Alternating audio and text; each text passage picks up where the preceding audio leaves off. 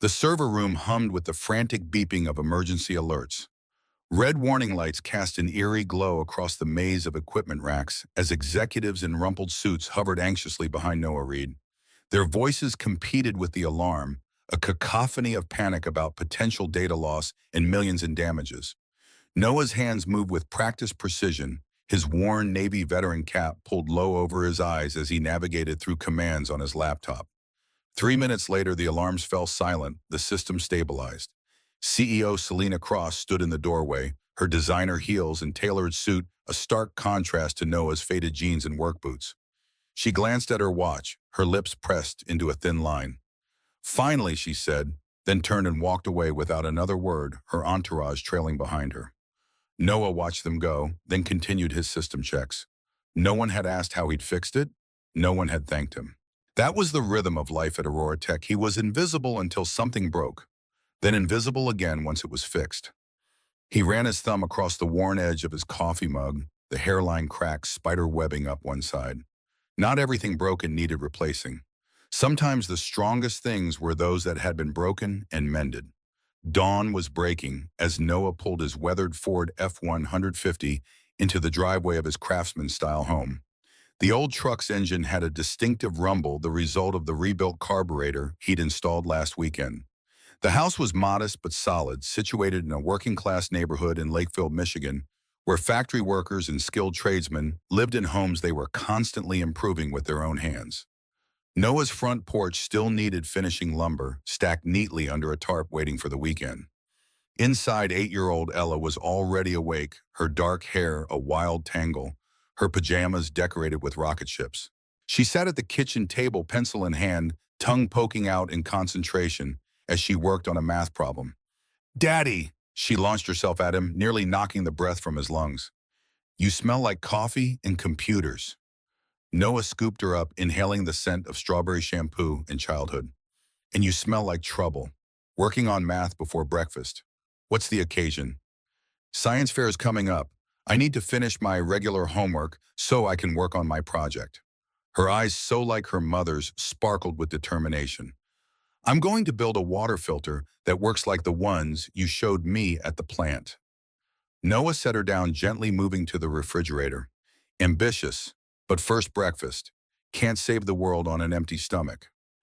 As he cracked eggs into a bowl, he glanced at the calendar on the wall. 3 years since Sarah's accident. 3 years of raising Ella alone. 3 years of working late nights at Aurora Tech so he could be home when Ella returned from school. The rhythms of their life together had been hard-won, a delicate machinery of timing, compromise, and love. "Dad, is it okay if I use some of Mom's old notebooks for ideas, the ones in the box in your closet?"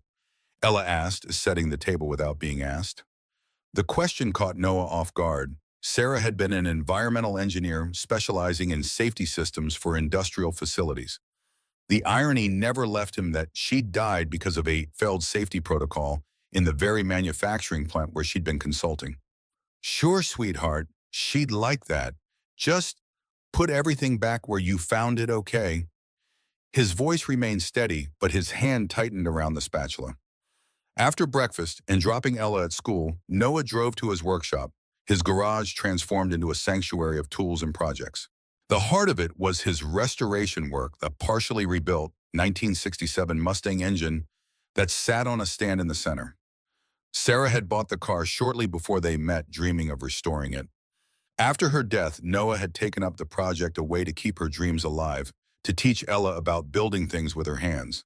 Frank Martinez's voice called out from the driveway. "Morning, Navy, that carburetor's still giving you trouble." The 68-year-old retired machinist ambled into the garage, a thermos in one gnarled hand. Frank had worked at the auto plant for 45 years before retiring. He'd taken Noah under his wing when Noah moved in, teaching him the finer points of engine restoration that the Navy hadn't covered. "Runs smooth as silk now," Noah replied, accepting the cup of coffee Frank poured him. "Use that vacuum adjustment trick you showed me." Frank nodded approvingly, running a work-hardened hand over the polished intake manifold. "Military taught you discipline, but there's some things you only learn from doing. 50 years of mistakes makes a man wise." He tapped his temple. "That's why all these young hotshots with their computers don't understand when something's about to fail. They never had to feel an engine vibration and know exactly what's wrong. Noah thought about the server room last night, how he diagnosed the problem by the pattern of the error codes, the subtle changes in the system's performance that no one else had noticed. It was the same intuition, whether with engines or networks. Speaking of work, Noah said, glancing at his watch, I need to head in, documenting the network infrastructure today. Frank raised an eyebrow. Those suits still treating you like a ghost. Until something breaks, Noah confirmed, grabbing his laptop bag. Then I become visible just long enough to fix it. Aurora Tech occupied a gleaming glass building on the outskirts of town, a monument to innovation that stood in stark contrast to the manufacturing plants that had once been the backbone of Lakefield's economy. Inside, the open concept offices were designed to foster creativity and collaboration among the development teams. The server room, where Noah spent most of his time, was relegated to the basement, out of sight, like the people who maintained it. Noah moved through the building, nodding to the few people who acknowledged him. His security badge gave him access to every part of the facility, a necessity for his role, but one that reinforced his ghost-like status. He could move anywhere, see everything, but remain largely unseen. At his workstation, Noah began mapping the company's network infrastructure. It was tedious but necessary work, documenting the connections between systems, identifying potential points of failure. Aurora's flagship product, in an advanced AI system designed to optimize operations across multiple industries, was preparing for its public debut. The pressure throughout the company was palpable. Deep into his documentation, Noah stumbled across an unfamiliar protocol in the AI's core programming. Something about it tickled his memory. He dug deeper, tracing the connections until a cold realization washed over him. The safety protocols embedded in Aurora's AI contained modified versions of algorithms Sarah had been developing before her death. Noah stared at the code, his heart pounding. How was this possible? Sarah's work had been proprietary to her consulting firm. Had Aurora acquired it, licensed it, stolen it? He searched through the documentation, finding only vague attributions to acquired intellectual property. Before he could dig further, his supervisor appeared behind him. Reed, we need you on the 10th floor. Gavin's presentation isn't connecting to the main display. Noah minimized the window marking the location in the system so he could return to it later. On my way. The 10th floor executive conference room might as well have been on another planet from Noah's basement domain. Floor-to-ceiling windows offered panoramic views of the city. Executives in tailored suits clustered around the conference table, their attention focused on Gavin Mercer, the chief technology officer.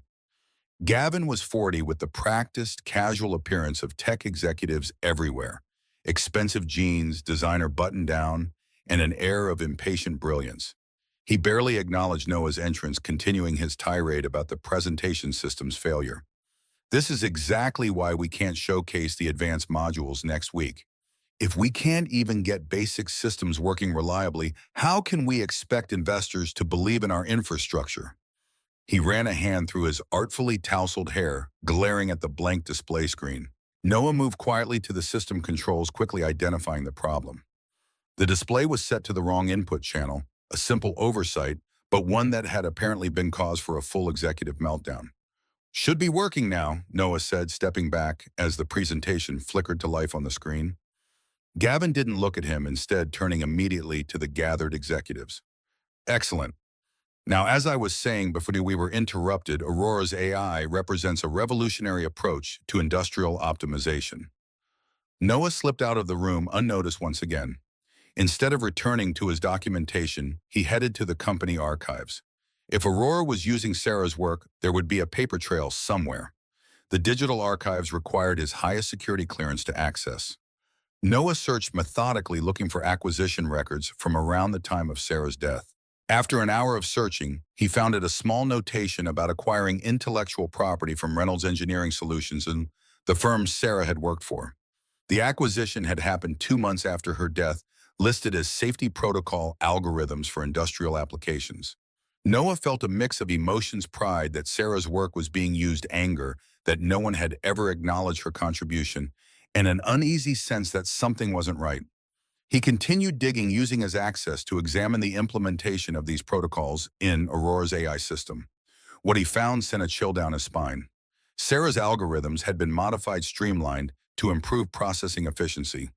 But the modifications had removed critical fail-safes, the very features that Sarah had insisted were non-negotiable for safety. According to the development notes, these had been deemed redundant and resource-intensive. Noah ran simulations testing the modified protocols under various scenarios. Under normal operations, everything functioned perfectly. But when he introduced unexpected data patterns, the kind that could occur in real-world applications, the results were alarming.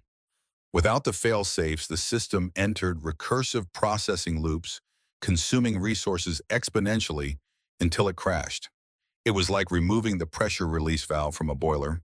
Everything worked fine until pressure built up, then catastrophic failure became inevitable. If Aurora's AI were implemented in critical infrastructure as planned, the potential for disaster was significant. Noah documented everything meticulously, compiling his findings into a comprehensive report. He included Sarah's original design specifications, highlighting the removed safety features and demonstrating their critical importance through simulation results. His report concluded with clear recommendations to restore the fail-safes before any public implementation. At 7 p.m., Noah sent the report to his direct supervisor, the development team lead, and Gavin Mercer. Then he headed home to relieve Mrs. Chen, their elderly neighbor who watched Ella after school. That night, after tucking Ella into bed, Noah checked his email. No responses to his report. He tried not to read too much into the silence. It was comprehensive information that would take time to review. The next morning, Noah's supervisor, Mark Williams, called him into his office. Mark was a middle manager who'd been with Aurora for 15 years, a company man through and through. His office, like Mark himself, was unremarkable, neither in the basement with the support staff nor on the executive floors, but in the liminal space between. "Noah, I got your report," Mark began, not meeting Noah's eyes. "I have to say I'm concerned about the approach you've taken here." Noah leaned forward. "The simulations clearly show." Mark held up a hand. "The development team has been working on this system for years. They've run thousands of tests. You're looking at one small component without understanding the broader context." "I understand perfectly," Noah countered, keeping his voice level. "Sarah's the original algorithms included fail-safes that have been removed. Without them, under certain conditions, the system will fail catastrophically." Mark shuffled papers on his desk. "The development team made informed decisions about optimization. They understand the trade-offs." "Did they? Because my simulations show, Noah." Mark's tone sharpened. "The development team doesn't need an oil change guy telling them how to code. This isn't a mechanical engine where you can hear a knock and diagnose a problem. This is cutting-edge AI developed by PhDs. The dismissal stung, but Noah pressed on. "With all due respect, sir, sometimes systems are more alike than different. The principles of fail-safes and pressure valves apply whether we're talking about engines or code." Mark sighed, finally looking up. "I'll pass your concerns along. But the demo for the Japanese investors is in 2 weeks, and we're not making major architectural changes before then. So drop it, focus on your actual job, and let the developers handle the development." Noah left the meeting with the distinct feeling that his report would go no further than Mark's desk. That evening, he reached out directly to Mike Chen, a junior developer he'd befriended when fixing the young man's laptop. Mike had been with Aurora for only a year, still idealistic enough to question company decisions. "I saw your report," Mike confirmed when they met at a diner far from the office. "It got forwarded to the dev team with a note saying it could be disregarded." Noah's jaw tightened. "Did anyone actually review it?" Mike nodded, glancing around nervously. "I did. So did a couple others. Your simulations are solid, Noah, but—" He lowered his voice. "There's pressure from above. The company needs this demo to succeed. The investors are bringing government contracts, with them, infrastructure implementations worth billions. All the more reason to make sure it's safe," Noah argued. "I agree, but the directive came from Selena herself. No delays, no major changes before the demo. They're saying we can fix any issues in the post-launch phase. And if it fails during the demo," Mike shrugged helplessly, "they're confident it won't. The test scenarios are carefully controlled." Noah drove home, slowly wrestling with his conscience. He had done everything by the book, identified the problem, documented it thoroughly, reported it through proper channels, and he'd been shut down at every turn. That night, Noah sat in his garage staring at Sarah's old notebooks spread across his workbench. He had gone through them earlier looking for her original notes on the safety protocols. What he found only confirmed his concerns page after page of careful documentation about why the fail-safes were essential, especially for systems that might be implemented in critical infrastructure. Frank found him there, still sitting in silence an hour later. The old machinist took in the scene, the notebooks, the troubled expression on Noah's face. "Looks like you're carrying a heavy load, son," Frank said, pulling up a stool. Noah explained the situation, Sarah's algorithms, the modified implementation, the potential risks, and the company's dismissal of his concerns. Frank listened without interrupting, his weathered face thoughtful. When Noah finished, Frank picked up a wrench from the workbench, turning it over in his gnarled hands.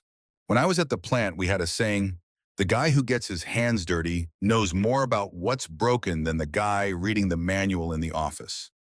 He set the wrench down with deliberate care. "In 45 years, I saw a lot of corners cut. Saw good people get hurt because someone up the chain decided safety protocols were too expensive or time-consuming." His eyes still sharp despite his age fixed on Noah. Always came down to the same question, what can you live with?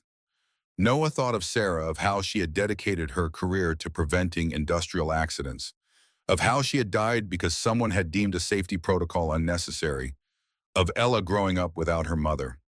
"I can't live with saying nothing," Noah said finally. Frank nodded as if he'd never expected any other answer. "Then you do what you need to do, Navy." Over the next week, Noah created his own implementation of the AI system's core processing module, with Sarah's original fail-safes restored and optimized. He worked nights in his garage after Ella was asleep using his personal equipment. It wasn't a complete replacement. He didn't have access to all the proprietary components, but it addressed the critical vulnerability he'd identified. He tested it rigorously, running it through the same simulations that had revealed the flaws in Aurora's implementation. His version handled the edge cases smoothly, with only a minimal impact on overall performance. The fail-safes worked exactly as Sarah had designed them to. Noah saved the finished code to the silver USB drive that Ella had given him for his birthday. She had saved her allowance for months to buy. It had it engraved with the words, "Build something good," because that's what she'd heard him say to her so many times, that their job in life was to build good things. Useful things, things that help people. The morning of the demonstration, Noah dressed with unusual care, clean jeans, a pressed button-down shirt, his Navy veteran cap left at home. Ella noticed immediately. "You look fancy," she observed as he packed her lunch. "Big day at work," he replied, trying to keep his tone light. Ella studied him with the piercing insight that sometimes made Noah wonder if 8-year-olds weren't wiser than adults. "Is it something dangerous?" The question caught him off guard. "Why would you ask that?" She shrugged her small shoulders, rising and falling under her school backpack. "You have your serious face on. The one you had when you told me about Mom." Noah knelt down to her level, looking into eyes that reflected his own concern back at him. How did he explain professional ethics to an 8-year-old? "It's not dangerous. It's just, sometimes you have to stand up for what's right even when it's hard." Ella nodded solemnly. "Like when Kaylee was being mean to Zach on the playground, and I got in trouble for telling the teacher, but I did it anyway." Noah smiled despite himself. "Something like that." He reached into his pocket, feeling the outline of the USB drive, and maybe... Sometimes the person holding the wrench knows more about what's broken than the person who designed it. "Is that from one of Grandpa Frank's sayings?" Ella asked. "No," Noah replied, surprised to realize it had come from somewhere inside himself. "I guess that one's mine." As Noah drove to Aurora Tech for what might be the last day of his employment there, he thought about Frank's question, what can you live with? He could live with being fired. He could live with professional consequences. He couldn't live with staying silent if there was a chance his silence could lead to harm. In the Navy, they'd had a different saying. "It's not about who's right, it's about what's right." Today, he would find out if he still believed it. The Aurora Tech presentation hall had been transformed for the demonstration. Usually a multi-purpose space used for company-wide meetings, today it gleamed with professional lighting, sleek signage displaying the Aurora logo, and rows of comfortable chairs arranged for the international investors. A massive screen dominated the front wall, ready to showcase the AI system's capabilities. Noah set up at the technical support station at the back of the room, a small desk hidden in shadow where he could monitor the systems without being visible to the audience. Mike Chen spotted him from across the room and gave a subtle nod of acknowledgement before rejoining the development team huddled near the stage. The Japanese delegation arrived precisely on schedule, led by Mr. Tanaka, a distinguished man in his 60s whose posture and bearing suggested military background despite his impeccable business suit. Noah watched as Selena Cross greeted them with practiced charm, her red dress a deliberate choice, the color of prosperity and good fortune in Japanese culture, a detail Noah recognized from his Navy deployments. The silver USB drive felt heavy in Noah's pocket as the presentation began. He had no plan to intervene unless necessary. Despite everything, he hoped he was wrong, that the demonstration would proceed flawlessly, that the controlled scenarios wouldn't trigger the fatal flaw he'd identified. Selena took the stage with confident strides. Distinguished guests, today you will witness the future of industrial optimization and control systems, she began. Aurora's AI represents a quantum leap forward in processing efficiency and adaptive learning. The presentation progressed through carefully choreographed demonstrations. The AI analyzing complex data sets, generating optimized processes for manufacturing scenarios, adapting to changing variables in real time. Each successful demonstration was met with polite applause from the investors. Noah monitored the system metrics on his screen, seeing the resource utilization climbing steadily. Normal for complex processing, but the pattern concerned him. The system wasn't releasing resources efficiently between demonstrations. Mr. Tanaka raised a hand during a brief pause, his first direct engagement. Most impressive, but I am curious about performance under unexpected conditions. May we see how the system handles anomalous data inputs? Gavin stepped forward smoothly. Of course, we've prepared a demonstration of the system's adaptive capabilities. Noah tensed. This was precisely the type of scenario that could trigger the recursive loop he'd identified. Sure enough, as the demonstration progressed, he saw the warning signs flashing across his monitoring display. Resource utilization, spiking processing threads, multiplying without termination. Memory allocation approaching critical levels. On the main screen, the first visible glitch appeared. A momentary freeze in the visualization quickly recovered. Most of the audience wouldn't have noticed, but Mr. Tanaka's slight frown indicated he had. Noah opened a direct message to Mike. It's happening. Resource consumption critical. Estimate system failure in 3 minutes. Mike glanced at his phone, then shot a worried look toward Noah. On stage, Gavin's presentation continued, but his pace had quickened slightly, trying to rush through before problems became obvious. Too late. The system froze again, longer this time. Gavin tapped commands rapidly on his tablet, attempting to redirect resources, but Noah could see it was futile. The cascade failure had begun. The main screen went black, then displayed a processing error message. A murmur ran through the audience. Selena stepped forward, her smile strained but professional. A minor technical glitch, if you'll bear with us for just a moment. The development team scrambled to their stations, fingers flying across keyboards. Noah watched the back-end metrics spinning out of control, a digital equivalent of an engine throwing a rod. The system wasn't just stalled, it was consuming resources at an exponential rate, heading for a catastrophic crash that could potentially damage hardware. 5 agonizing minutes passed. The investors shifted uncomfortably in their seats. Mr. Tanaka's expression had hardened from interest to disappointment. Selena's professional composure was cracking around the edges as she tried to maintain casual conversation with the front row while shooting desperate glances at Gavin. The development team's efforts resulted in a brief restoration. The main screen flickered back to life, displaying the AI interface. A smattering of relieved applause quickly died as the system froze again, this time, displaying critical error messages across the screen. Selena's face flushed with anger beneath her makeup. Her eyes scanned the room looking for a target, a diversion, anything to salvage the situation. Her gaze landed on Noah at his monitoring station. With the desperate calculation of a drowning person spotting a potential flotation device, Selena strode to center stage, microphone in hand. Ladies and gentlemen, while our development team addresses this unexpected issue, perhaps we could get a different perspective. Her voice carried forced brightness. Noah Reed from our IT support team is with us today. Every head in the room turned toward Noah. The spotlight literally swung to illuminate him at his small desk. "Mr. Reed has been observing our demonstration. You're just an IT guy." Selena continued, her tone shifting to something harder, edged with cruelty, disguised as playfulness. "But perhaps you see something our PhDs are missing. Why don't you come up here?"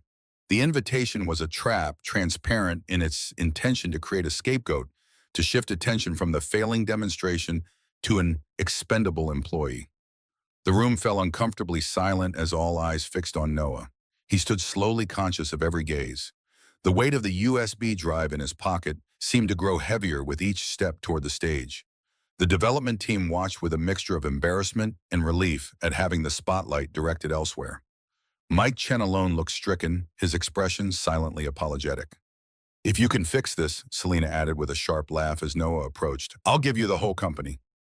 A ripple of uncomfortable chuckles ran through the audience. Noah stopped at the edge of the stage, looking up at Selena.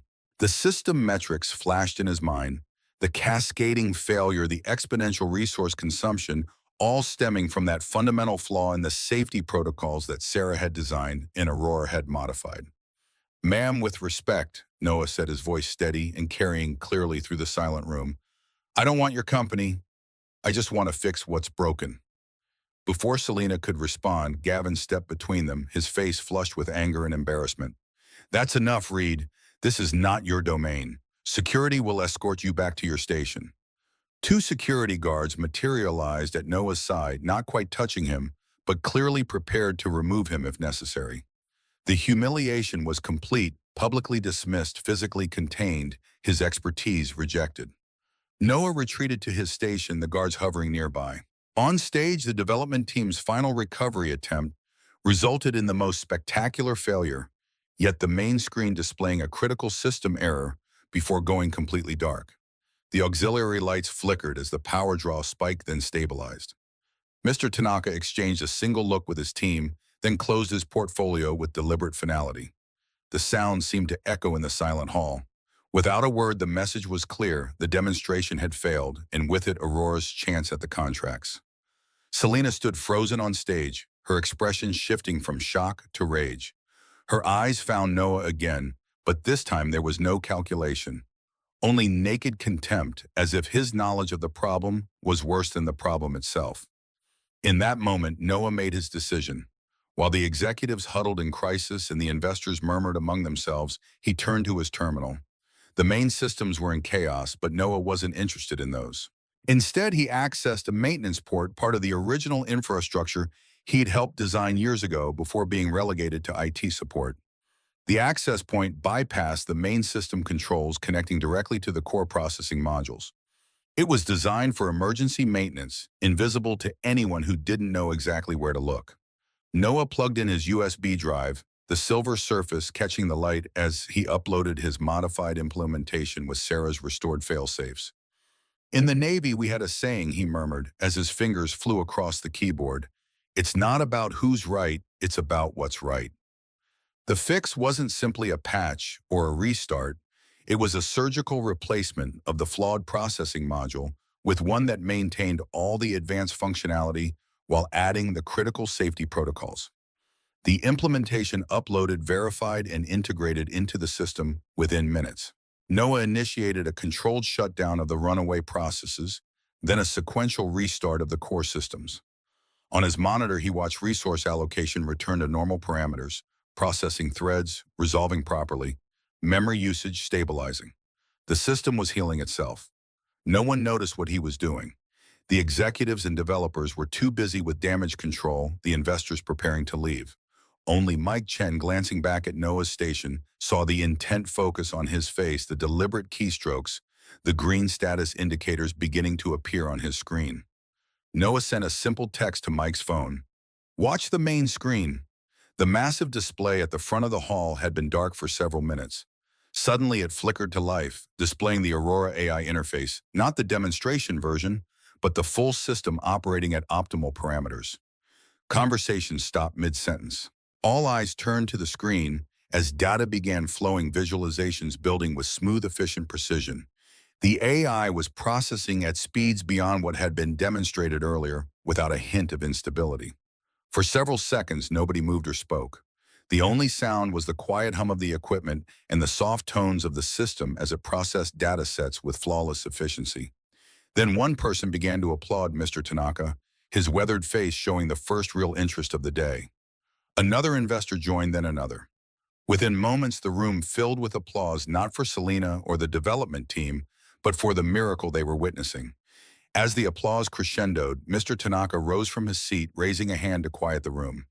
When he spoke, his voice was precise and authoritative. "Most impressive recovery," he said, nodding toward the screen. "But I have one question." His gaze swept over the executives. "How long has your company known about the flaw that caused the initial failure?" The question hung in the air like a live grenade. Selena stepped forward, attempting to regain control. "Mr. Tanaka, what you just witnessed was our system's self-healing capabilities. There was no fundamental flaw, merely an unexpected—" "The system logs, please," Mr. Tanaka interrupted calmly. "I would like to see the development and debugging records." Gavin froze, his expression shifting from confusion to alarm. "I'm not sure that's necessary." "It is necessary," Mr. Tanaka stated firmly. "If we are to consider implementing this system in critical infrastructure, we must understand its failure modes and how they have been addressed." The room had gone very quiet again. Noah watched as Mike Chen, his face set with determination, stepped forward and connected his laptop to the presentation system. The main screen displayed a chronological log of system development notes, bug reports, and technical decisions. And there it was, highlighted for all to see, multiple entries documenting the recursive processing vulnerability dating back months. Each entry was flagged as critical, each one assigned for resolution, and each one subsequently marked deferred, with the same explanation: optimization priorities take precedence. Address post-launch. A murmur of disbelief rippled through the investors.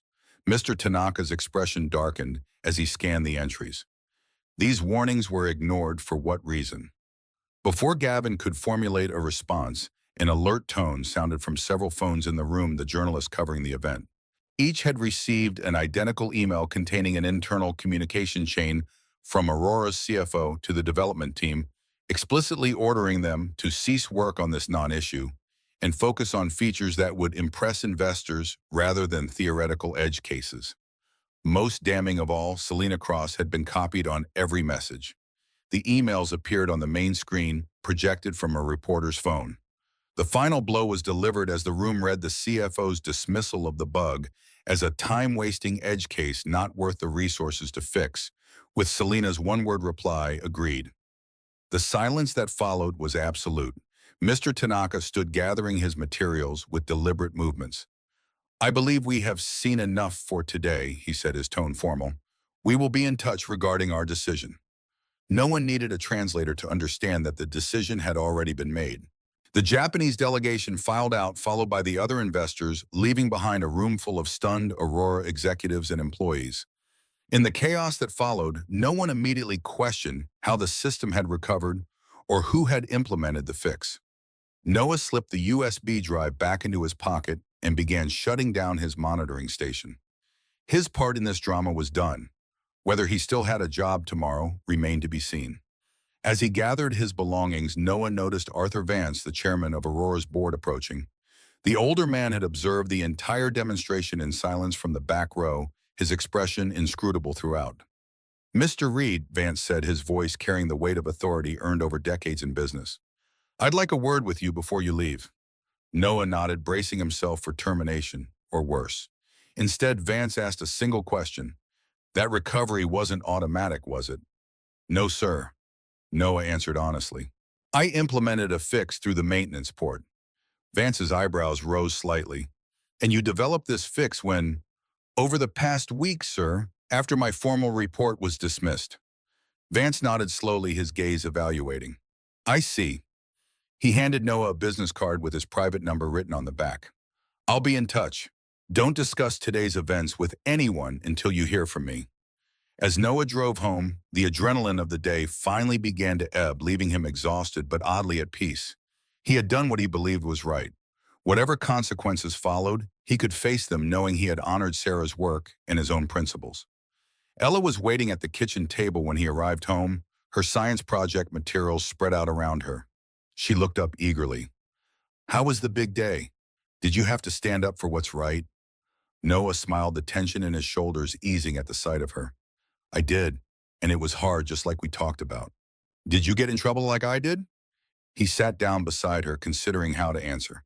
I don't know yet, but sometimes doing the right thing has consequences. Ella nodded sagely. Miss Peterson says that's how you know it's really the right thing because it's not always easy. She picked up a crude water filter model she'd constructed. I'm trying to make this work like Mom's designs. It's hard. Noah examined her work, a plastic bottle filled with layers of sand charcoal and cotton. Simple but effective, just like Sarah would have designed it. Your mom always said the best solutions were the ones that worked even when everything else failed. Like a backup plan, like a fail-safe, Noah corrected gently. Something that protects people even when the main system breaks down. Ella considered this, her young face serious. Is that what you fixed today? A missing fail-safe? Noah stared at his daughter once again, struck by her perception. Exactly that. How did you know? She shrugged, turning back to her project. Because that's what Mom always talked about. And that's what you always fix, the things that keep people safe when they don't even know they're in danger. In that moment, Noah Reed, Navy veteran, IT support engineer, single father, felt a certainty settle over him. Whatever came next, he had built something good. The projection screen suddenly illuminated with a functioning system showing performance metrics beyond what Aurora had promised, causing stunned silence, followed by Mr. Tanaka asking, who fixed this and why wasn't it fixed before today? The data visualizations flowed across the massive display with fluid precision. Resource utilization indicators glowed green. Processing speeds exceeded the projected benchmarks by 17%. What had been chaos minutes before was now a symphony of optimal performance. Selena Cross stood frozen on the stage, her red dress now seeming less like a symbol of prosperity and more like a warning flag. Her eyes darted between the screen and the crowd, struggling to process this unexpected resurrection. Behind her, the development team stared open-mouthed at their monitors, equally bewildered by the system's sudden recovery. I believe I asked a question, Mr. Tanaka said, his voice cutting through the stunned silence. He remained standing, his portfolio closed but not yet returned to his briefcase, a deliberate signal that his departure was paused but not canceled. Gavin stepped forward, professional instinct overriding his confusion. Our system's redundant failover protocols activated automatically. He improvised, shooting questioning glances toward his team. This demonstrates Aurora's robust, self-healing architecture. That is not accurate, Mike Chen interrupted, stepping forward with tablet in hand. The junior developer's voice shook slightly, but his resolve was clear. The system has no such automatic recovery capability. Arthur Vance moved to the center of the room, his authoritative presence commanding attention. Mr. Tanaka, honored guests, I believe transparency is required here. He gestured toward Noah's station. Mr. Reed, would you please explain what just happened? All eyes turned to Noah once again. This time he walked forward without hesitation, the silver USB drive now visible in his hand. The system was failing because of a recursive processing vulnerability. Noah explained, his voice steady and clear. When certain data patterns are encountered, the system enters an uncontrolled loop, consuming resources exponentially until catastrophic failure. He held up the drive. This contains a modified implementation with restored fail-safe protocols that prevent those recursive loops. I applied it through an emergency maintenance port, Mr. Bohm. Tanaka's eyes narrowed with interest. And these fail-safes, they were not part of the original design. Noah hesitated, the weight of Sarah's memory pressing on him. They were part of the original safety protocols that were later removed during optimization. Removed, Mr. Tanaka's tone sharpened. Deliberately. Before Noah could answer, a nervous young woman in a press badge stood up.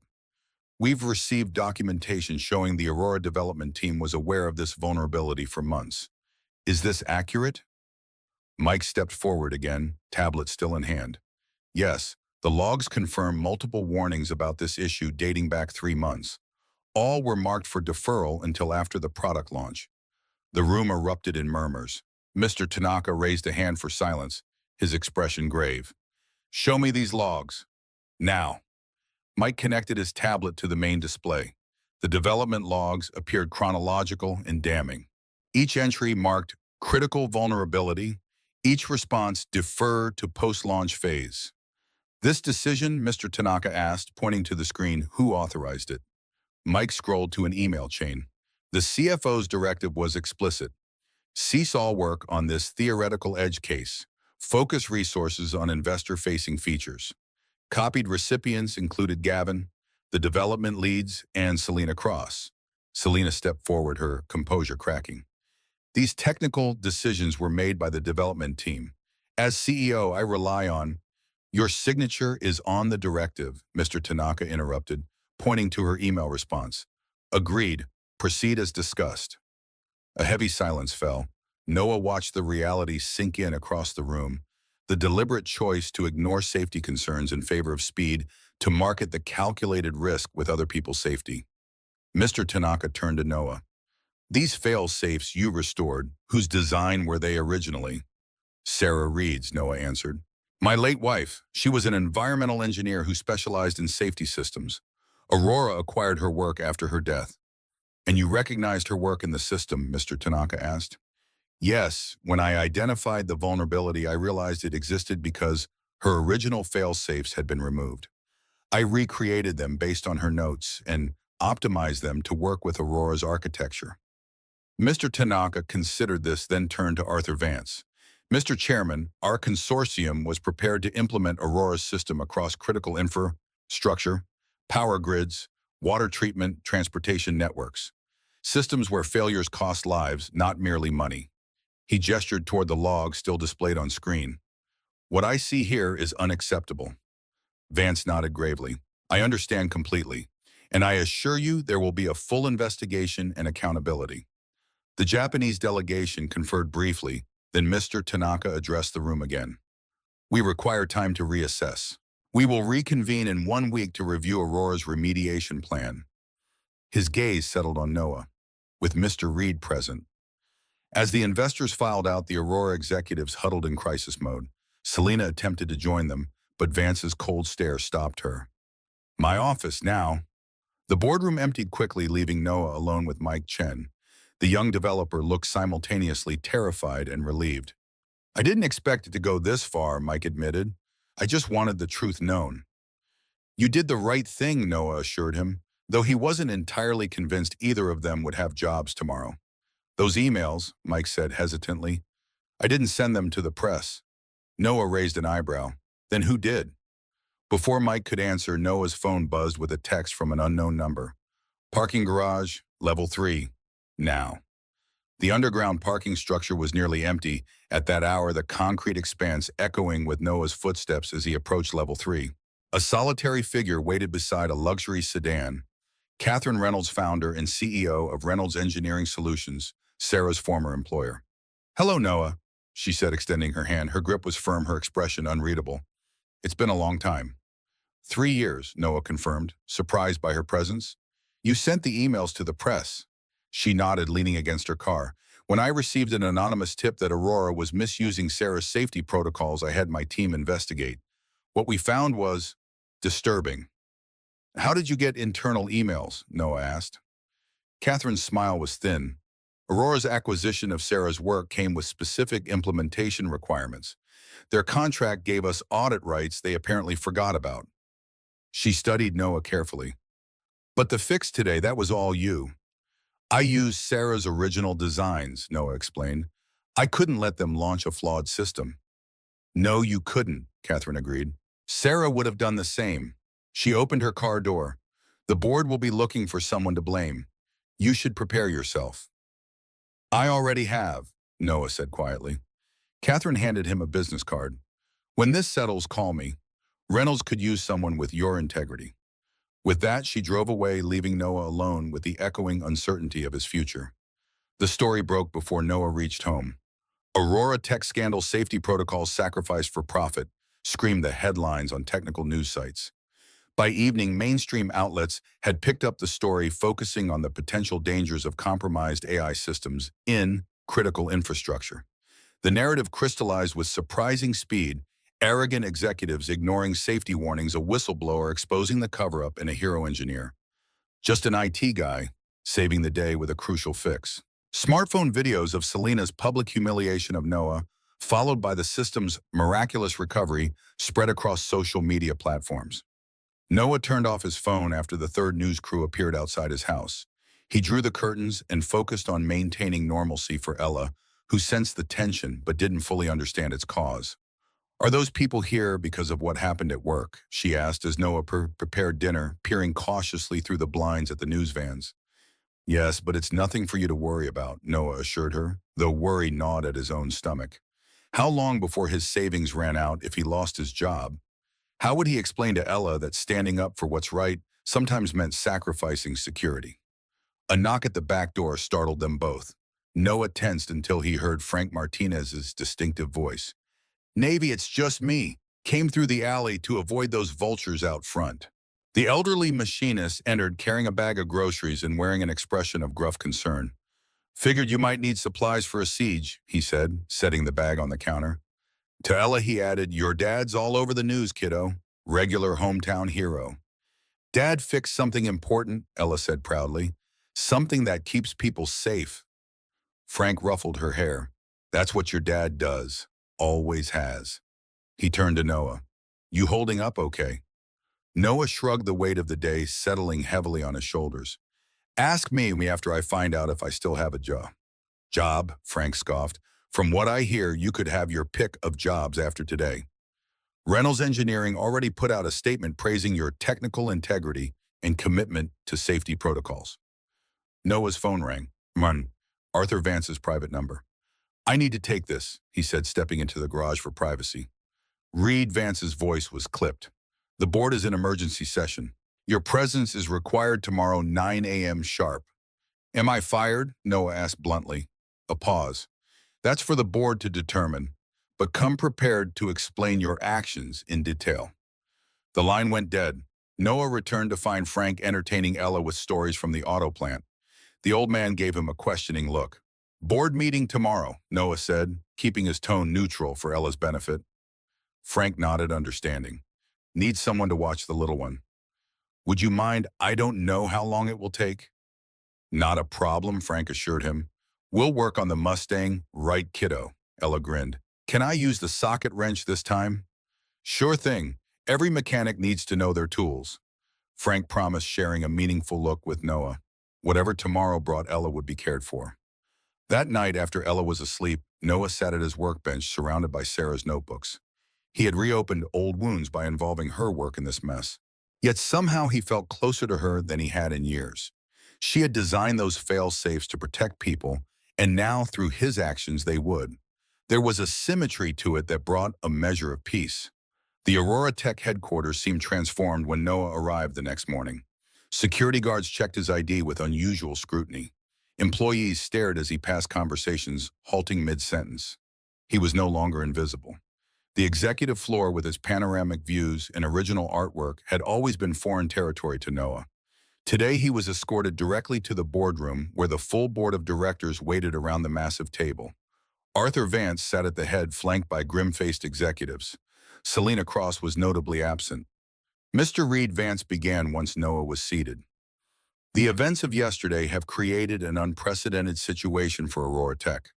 Our stock has dropped 17%. Our largest potential clients are reconsidering their contracts. The press is camped outside our doors." Noah remained silent, waiting for the actual point.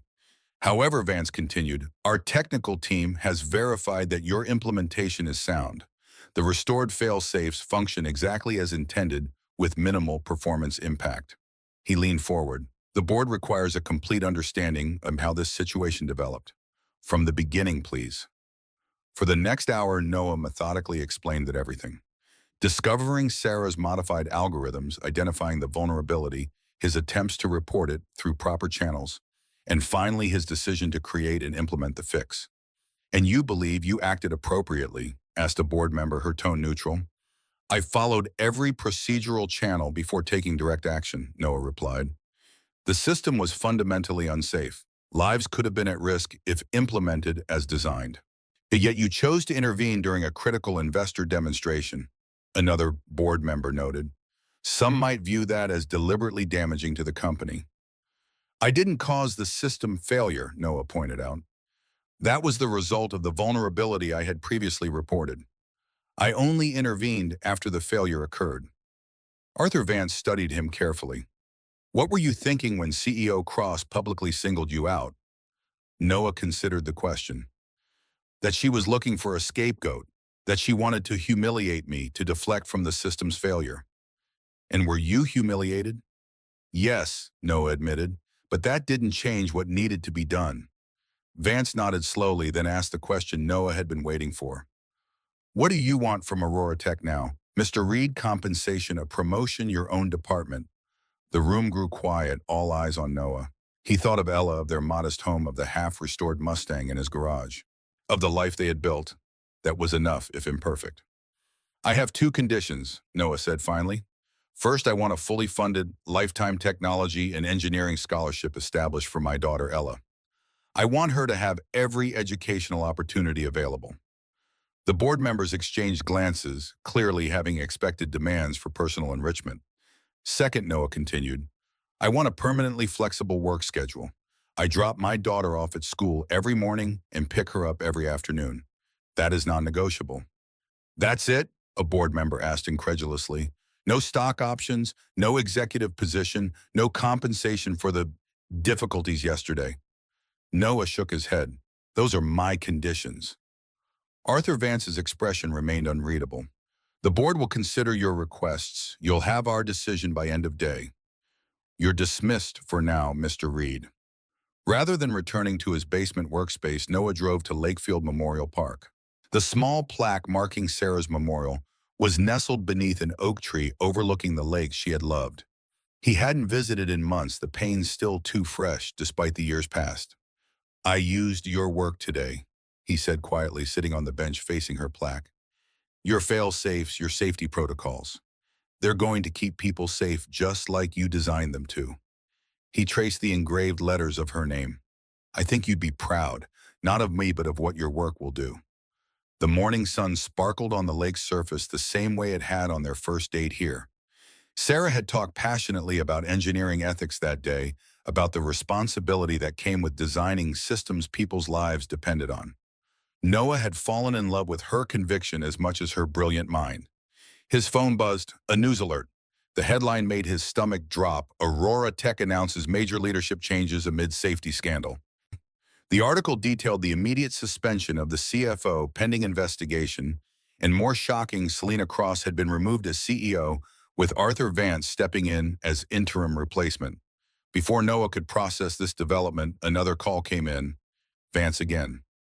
The board has reached a decision regarding your conditions, Reed. They're accepted in full. Additionally, we'd like to discuss a new role for you at Aurora. Can you return this afternoon? Yes, sir, Noah agreed, wondering what new position they could possibly envision for him. When he arrived at headquarters, Noah was escorted not to the boardroom, but to a large conference room where Arthur Vance waited alone. Sit down, Reed, Vance said, gesturing to a chair. What I'm about to propose isn't just a new position for you. It's a fundamental restructuring of how Aurora approaches system safety and integrity. Vance pushed a folder across the table. Inside was a proposal for a new division, Safety Systems Integrity, with Noah Reed listed as director reporting directly to the CEO. Your technical expertise is valuable, Vance explained, but your ethical clarity is invaluable. We want you to build a team responsible for verifying that all Aurora systems meet the highest safety standards before deployment. Noah studied the proposal carefully. This team would have veto authority over launches if safety concerns aren't addressed. Absolute veto authority, Vance confirmed. No exceptions, no overrides, not even from the CEO. It was everything Sarah would have insisted on, everything Noah believed necessary. Yet he hesitated. Why me? There are more qualified engineers. We don't need another engineer, Vance interrupted. We have plenty of those. We need someone who will stand up and say no when it matters, regardless of the consequences. Yesterday you proved that's you. Noah thought of Frank's question. What can you live with? He could live with this responsibility, this chance to ensure what happened with Sarah's protocols never happened again. I accept, Noah said. With one additional condition, I want to hire veterans transitioning to civilian life. People who understand duty and integrity under pressure. Vance didn't hesitate. Done. As Noah left the building that afternoon, he noticed the difference immediately. People nodded to him, some even stopping to shake his hand. He was no longer invisible. For better or worse, he had become a symbol of something technical, integrity perhaps, or simply the courage to speak uncomfortable truths. The media storm intensified over the following days. The #JustAnAteGuy trended globally, becoming a rallying cry for undervalued employees everywhere. Noah's inbox filled with interview requests from technical journals, mainstream news, and even late-night talk shows. He declined them all, focusing instead on establishing his new division and maintaining Ella's routine. The reporters eventually stopped camping outside their house when it became clear Noah wouldn't provide the dramatic interviews they sought.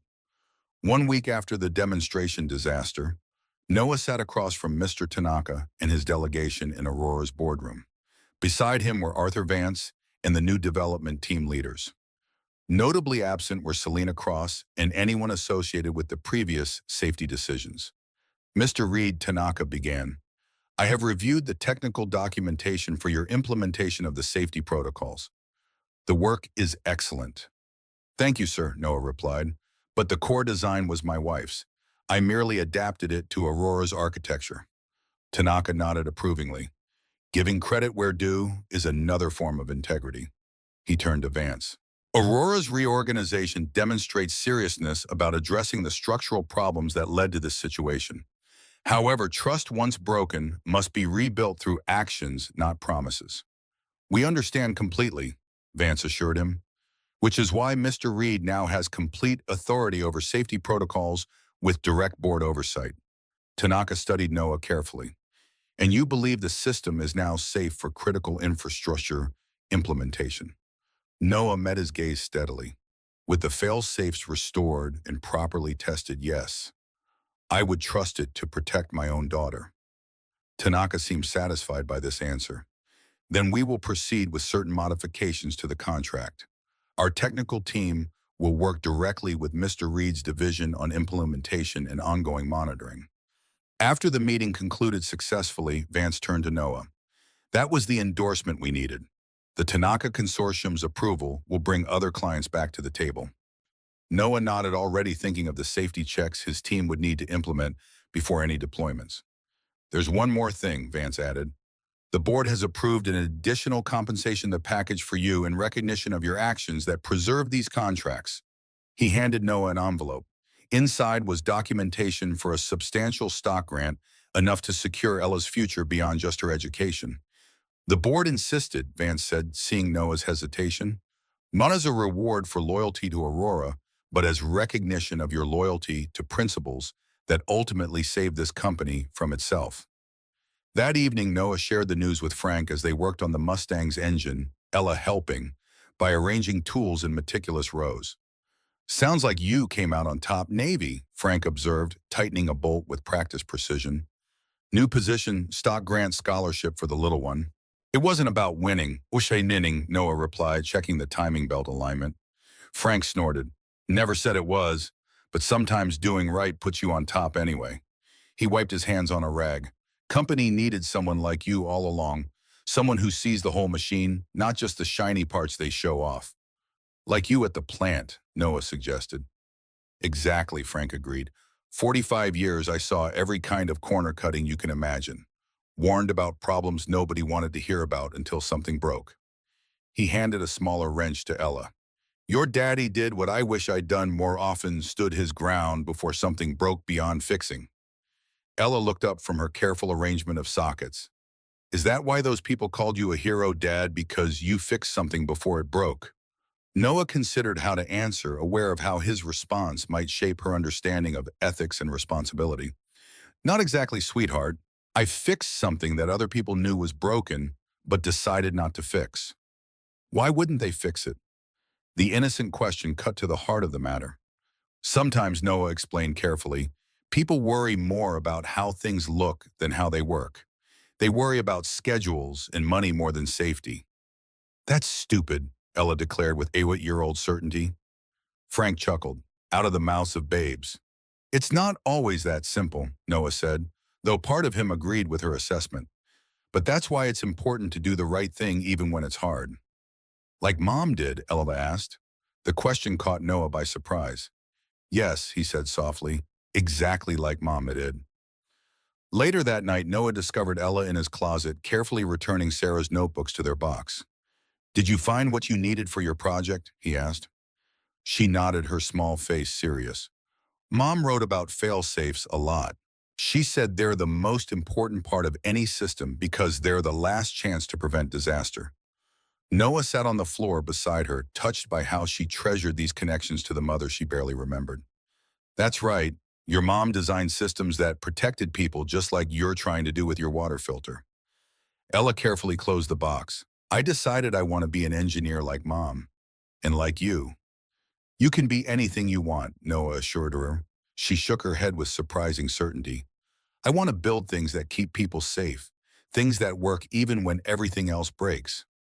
In that moment, Noah saw Sarah's determination in their daughter's eyes. The legacy of Sarah's work would continue not just in the systems now being implemented at Aurora, but in Ella's growing understanding of what it meant to build something good. The Aurora Tech Town Hall meeting was scheduled for a month after the demonstration incident. Every employee from executives to maintenance staff gathered in the company auditorium, a rare full assembly that signaled the importance of the occasion. Arthur Vance opened the proceedings with a candid assessment of what had gone wrong and how the company would change moving forward. He spoke of a new corporate culture built on technical integrity and safety-first principles. He detailed the structural changes, the new Safety Systems Integrity Division, the modified approval processes for all deployments, the whistleblower protections now firmly in place. And finally, Vance concluded, I'd like to invite Noah Reed to share a few words about the philosophy that will guide our path forward. The applause that greeted Noah as he approached the podium wasn't loud or boisterous, but deep and sustained, filled with genuine respect. He stood before them, not in executive attire, but dressed as he always did, practical work. Clothes a person who built things with his hands and his mind. Noah reached for the microphone and paused, surveying the hundreds of faces turned toward him. They expected a speech, some grand vision statement about Aurora's future. But Noah Reed had never been one for unnecessary words. Instead, he began a deliberate symbolic ritual that spoke louder than any prepared remarks. First, he took out the small silver USB drive that had Sarah saved Aurora's demonstration and placed it gently on the podium, visible to everyone. Next, he unwrapped the faded blue hair tie from his wrist, Ella's given to him that morning, with instructions to remember me when you talk to all those people. With careful movements, he secured the USB drive to the microphone stand, binding this symbol of technical solution to the company's new voice. Finally, he reached into his pocket and pulled out a small yellow sticky note. On it, written in his precise handwriting, was the line of code that had formed the heart of his fix, if not data break. He pressed it firmly onto the silver drive, completing the silent statement. The auditorium remained completely quiet, every person present, understanding the message without a single word being spoken. Technical solutions mattered. Human connections mattered. And the willingness to break harmful cycles mattered most of all. A camera flash captured the moment the humble USB drive, the child's hair tie, and the world-changing line of code bound together as Aurora's new guiding principle. The image would define the company's transformation in business schools and tech forums for years to come, accompanied by the simple caption, sometimes the most important maintenance is the maintenance you do before something breaks. After the town hall, Noah returned to his new office, a practical space that reflected his approach to leadership. Unlike the minimalist executive suites, his workspace combined technical equipment with the tools of his mechanical background. Diagrams covered the walls, and a partially disassembled engine sat on a side table as a tactile reminder that all systems, digital or mechanical, followed similar principles of integrity and stress. His team, a mix of veterans transitioning to tech careers and experienced engineers who valued safety over speed, had already begun methodically reviewing Aurora's existing systems for similar vulnerabilities. The culture was changing slowly but perceptibly as technical decisions regained primacy over purely financial ones. One afternoon, as Noah was reviewing implementation plans for the Japanese consortium, his office door opened to reveal an unexpected visitor, Selena Cross. No longer CEO, she had been reassigned to lead a newly formed ethics and AI division, a position that many viewed as a demotion disguised as a lateral move. "May I come in?" she asked her formerly commanding presence, now subdued. Noah gestured to the chair across from his desk, curious about this visit, but maintaining his professional demeanor. Selena sat stiffly, clearly uncomfortable. "I've been doing a lot of reflection since everything happened," she began. "The board gave me a choice: resign completely or rebuild my career by focusing on the ethical implications of our technology." Noah remained silent, waiting for her to continue. "I chose to stay," she said, meeting his eyes directly for the first time. "Which means I need to understand what I missed before. How I allowed financial pressures to override safety concerns." She hesitated. "I thought perhaps you could help me understand where the line should be drawn." It was a surprising request, the former CEO asking for guidance from someone she had publicly humiliated. Noah considered his response carefully. "In the Navy," he said finally, "we had a saying about maintenance. If you think safety procedures are expensive, try having an accident." Selena nodded slowly. "I've been reading your wife's original papers on fail-safe design philosophy. She wrote something similar about the false economy of bypassing safety protocols." The mention of Sarah's work from Selena's lips initially felt like an intrusion, but Noah recognized the genuine effort at understanding. Sarah believed that safety wasn't just a technical requirement, but an ethical obligation, that the people designing systems had a responsibility to the people whose lives would depend on them. "I lost sight of that," Selena admitted. "Somewhere between quarterly targets and investor expectations, I started seeing safety concerns as obstacles rather than obligations." She straightened in her chair. "I don't expect forgiveness, Mr. Reed, but I am committed to learning from this failure." Noah thought of Ella's water filter project, of her determination to build something that would protect people, of how even his 8-year-old daughter understood that some principles couldn't be compromised. "Start by asking the right question," he advised. "Not how quickly can we launch, but how would I feel if my family's safety depended on this system?" Selena considered this, then nodded. "Thank you for your time," she said, rising to leave. At the door, she paused. "For what it's worth, I was wrong that day. You're not just an IT guy. You're the conscience this company needed." After she left, Noah sat in thought, turning over this unexpected conversation. People could change when confronted with their failures. He had seen it in the Navy, seen it in himself after Sarah's death. Perhaps Selena's transformation was genuine. Time would tell. His phone chimed with a reminder, time to pick up Ella from school. No matter what happened at Aurora, that commitment remained his North Star. As Noah drove through Lakefield that afternoon, he noticed subtle changes in how people reacted to him. A nod from the gas station attendant, a wave from parents at Ella's school who had seen him on the news. His visibility extended beyond Aurora now, for better or worse. Ella bounded into the truck, her backpack stuffed with papers. "Dad, my water filter won first place. The judges said it was the most practical design in the whole third grade." Noah grinned, pushing aside thoughts of work. "That's my girl. Let's get ice cream to celebrate." At the local diner, as Ella demolished a chocolate sundae, Noah's phone buzzed with an unexpected message. It was from Catherine Reynolds. Sarah's safety protocols just saved lives in their first real-world implementation. "Thought you should know. The legacy continues." Noah showed the message to Ella, explaining its significance in terms she could understand. "Remember how we talked about your mom designing things that keep people safe? Today, her ideas help protect real people." Ella considered this ice cream momentarily forgotten. "So part of mom is still doing good things even though she's gone." "Exactly." Noah confirmed, his throat tight with emotion. "And you're carrying on that work with your water filter." Ella beamed, pride and purpose illuminating her young face. "Building something good," she said, echoing the words engraved on the silver USB drive, the family motto that had guided them through the darkest times. Later that evening, as Noah tucked Ella into bed, she asked a question that had clearly been on her mind. "Dad, are you famous now? Jamie at school said his mom saw you on TV." Noah sat on the edge of her bed, considering how to explain the complexity of his sudden visibility. "Not famous exactly. I just did something that people thought was important." "Standing up when no one else would," Ella said, repeating what she'd overheard. "Something like that," Noah agreed. I'm proud of you, she declared, the simple statement more meaningful than all the media coverage combined. Noah kissed her forehead. I'm proud of us. Now get some sleep. In his garage workshop that night, Noah worked on the Mustang's restoration, losing himself in the methodical process of rebuilding the transmission. The mechanical work cleared his mind, the tangible progress a counterpoint to the abstract challenges of his new role at Aurora. Frank stopped by, as he often did in the evenings, bringing coffee and decades of automotive wisdom. Saw the company's stock is recovering, he commented, handing Noah a specialized tool before he even asked for it. Vance is a good leader, Noah replied, focused on aligning the gear assembly.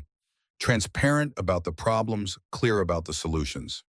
Unlike the last one, Frank observed. Saw her on the news doing that public apology. Didn't seem too sorry to me. Noah paused, thinking of his conversation with Selena. People can change when the consequences get real enough. Maybe, Frank allowed skeptically, or maybe they just get better at hiding who they really are. He watched Noah work for a few minutes. You planning to stay at Aurora long term? The question made Noah look up. Why do you ask? Frank shrugged. Just wondering if you're settling or building. There's a difference. I'm building, Noah said after a moment of reflection. Building a system that will keep people safe, building a future for Ella, building a legacy for Sarah. Frank nodded, satisfied. Good, because settling is what breaks a man eventually. Building keeps him strong. He pointed to the Mustang's frame. Like this old girl here. She's not being restored to sit in a garage. She's being rebuilt to run to fulfill her purpose. Noah smiled at the analogy. Frank's practical wisdom had guided him through the darkest days after Sarah's death, and now through this unexpected career transformation. Speaking of purpose, he said, I've been meaning to ask you something. My new department needs advisors with real-world experience in safety systems. People who've seen failures up close and know what they look like before they happen. Frank's bushy eyebrows rose. You offering me a job Navy, consulting position, Noah clarified. 2 days a week reviewing system designs for practical failure points that engineers with clean hands might miss. The old machinist rubbed his chin thoughtfully. Might be interesting to teach those computer types a thing or two about real machinery. A slow smile spread across his weathered face. Count me in. As they returned to work on the engine, a comfortable silence fell between them. Two men building something tangible, something that would last, something good. In that moment, Noah Reed felt the separate pieces of his life aligning like perfectly machined parts of an engine. Family, work, purpose, all running in harmony.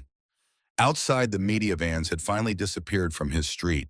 The viral story was fading from the headlines, replaced by newer scandals and sensations. But the impact remained both at Aurora Tech and in the wider industry, where new attention was being focused on the ethics of AI implementation and the importance of robust safety systems. Noah had never sought the spotlight, never wanted to be a symbol or a hero. He had simply done what was necessary, what was right. And somehow that had been enough to change things.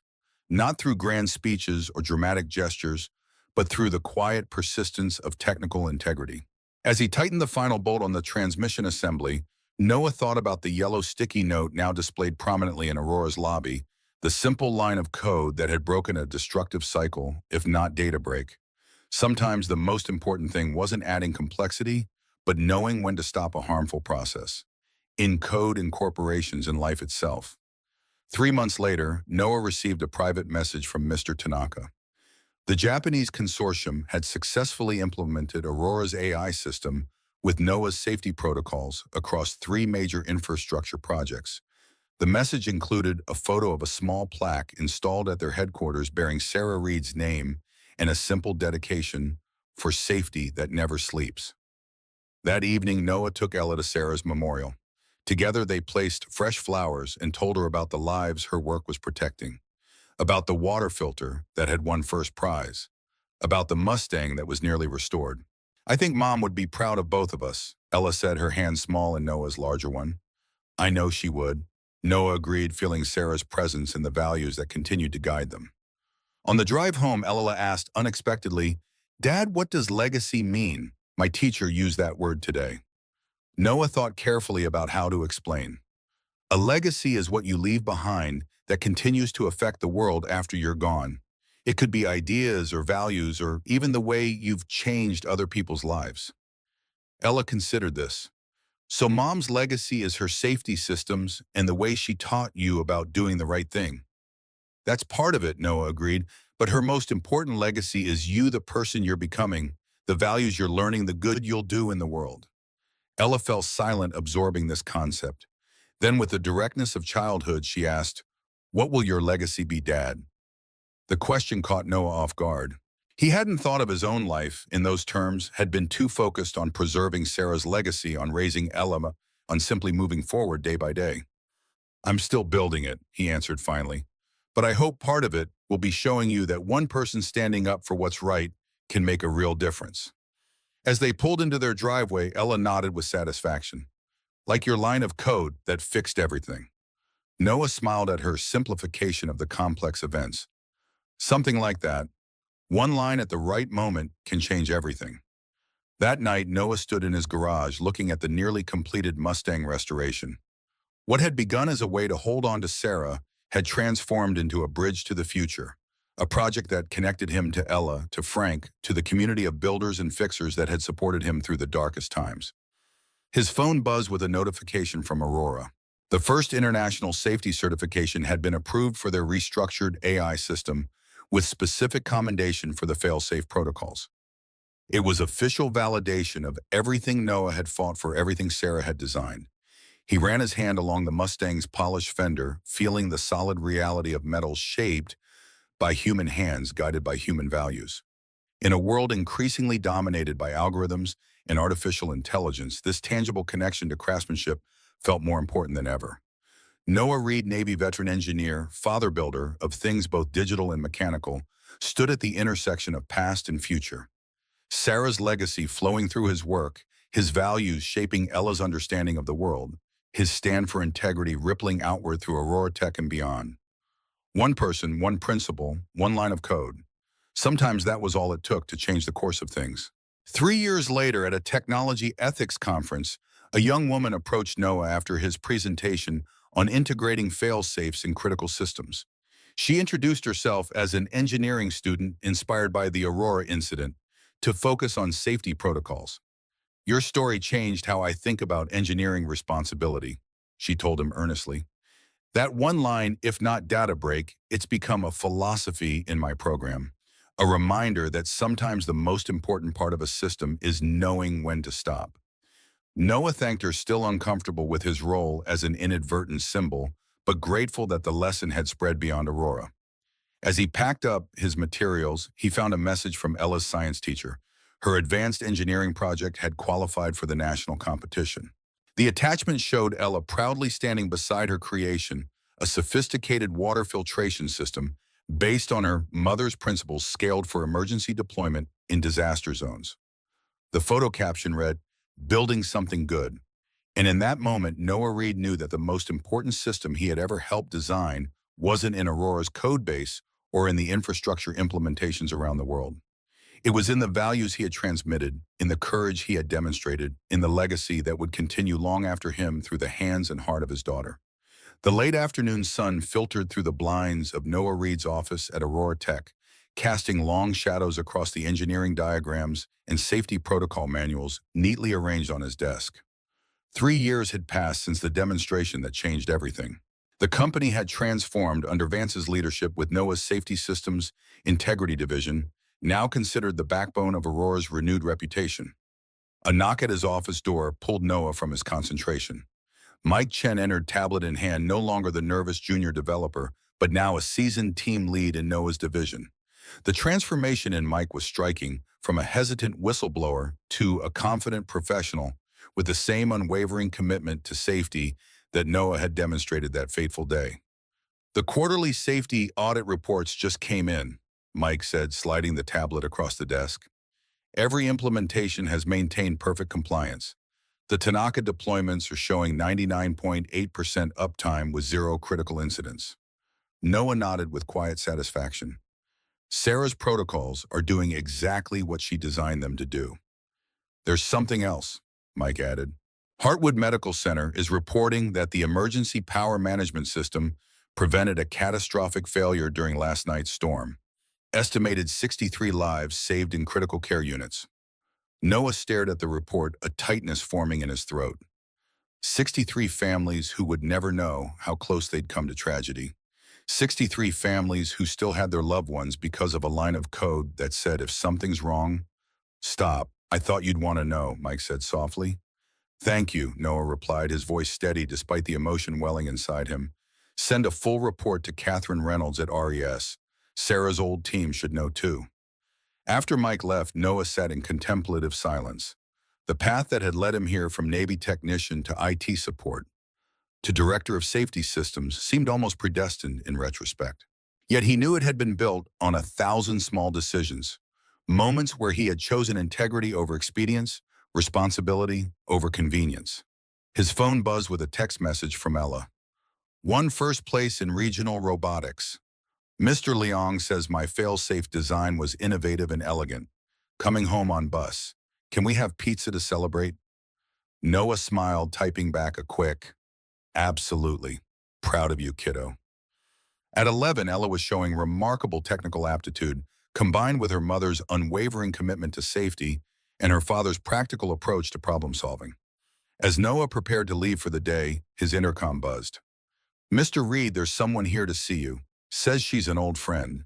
Curious, Noah opened his office door to find Dr. Angela Chen, the physician who had attended Sarah in her final hours.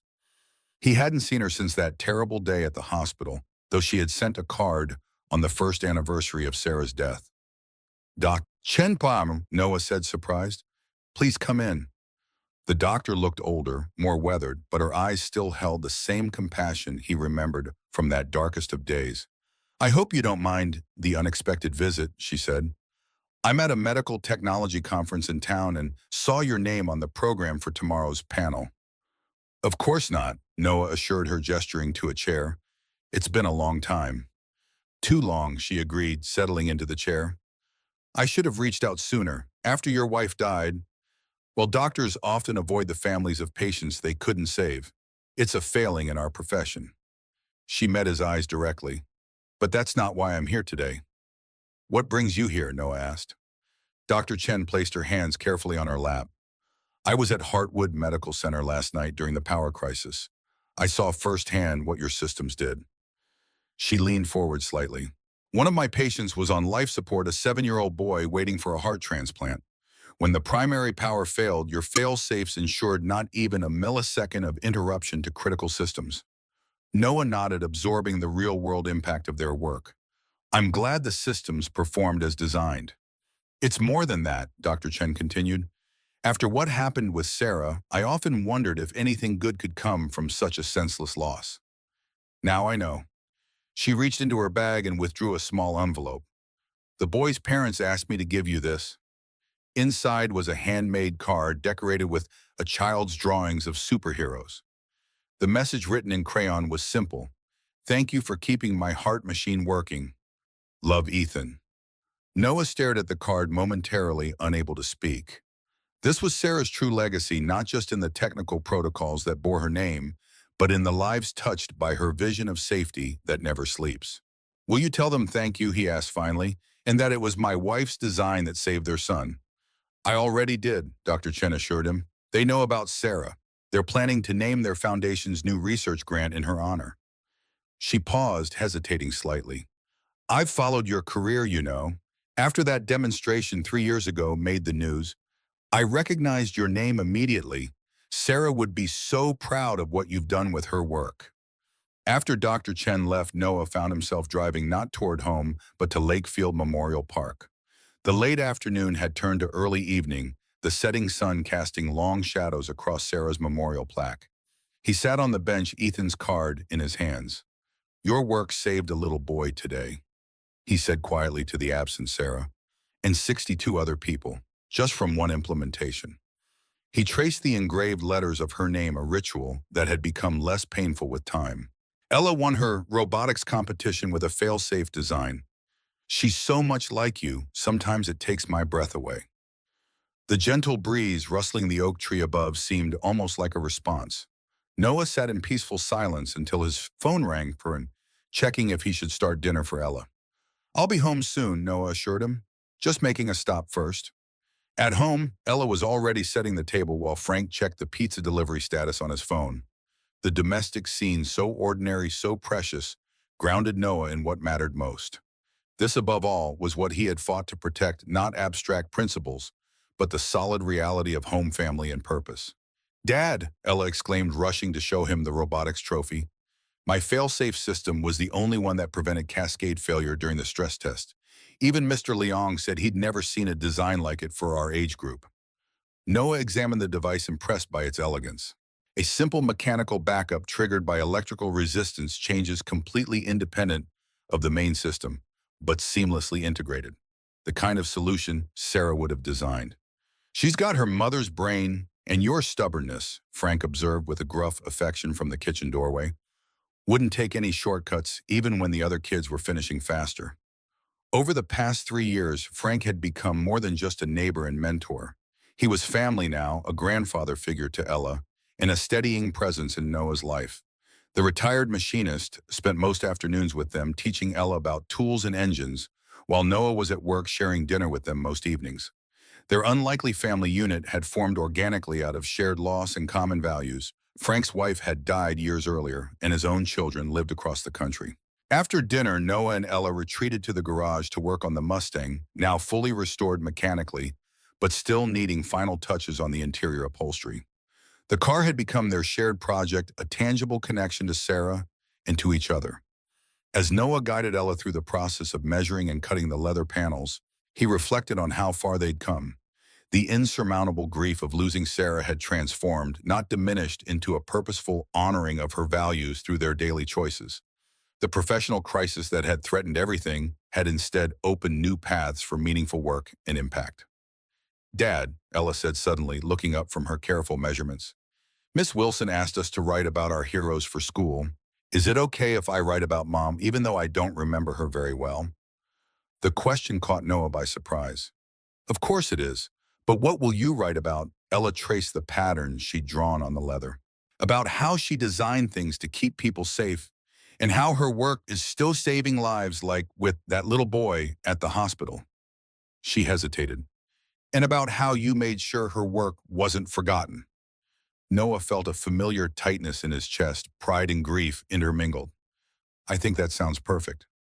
I can help you remember some stories about her if you want."